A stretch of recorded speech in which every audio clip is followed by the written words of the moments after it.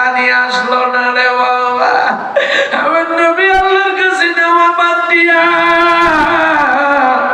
হাজতে তোমার গরম থেকে বাঁচানোর জন্য পানি খুঁজে, শোনার পরেও তুমি কাঁদতে পারো না।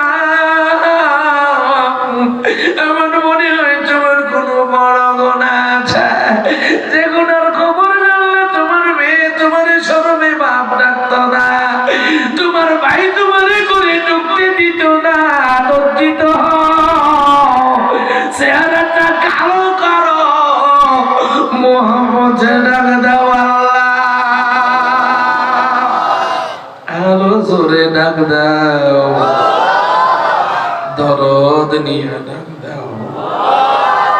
এখনো যারা কাঁদতে পারো না, তাকায় দেখো আবুল কাসেম সরকার, তাকায় দেখো তোমাদের বক্তা আলেম, চোখের পাতাগুলো পানি দিয়ে ভিজে গেছে।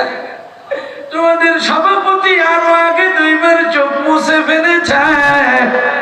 তোমরা যারা কাঁদতে পারো না, লজ্জিত হও, গুনার কথা মনে করে জোরে জোরে তিনটা ডাক দাও আল্লাহ,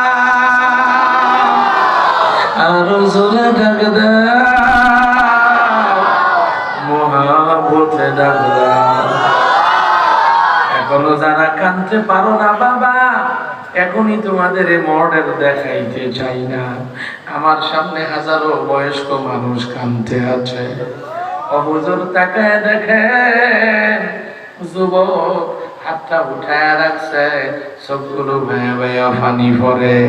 ও আল্লাহ, এই সমস্ত যুবক পুলিশে পিটাইলে কাঁদবে না, আজকে নবীর প্রেমের আগুনের কারণে কাঁদতে আছে আল্লাহ।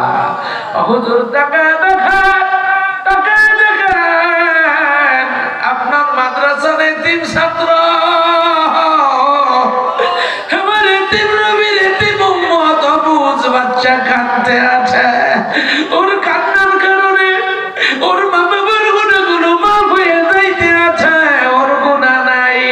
তোমাদের যাদের মা নাই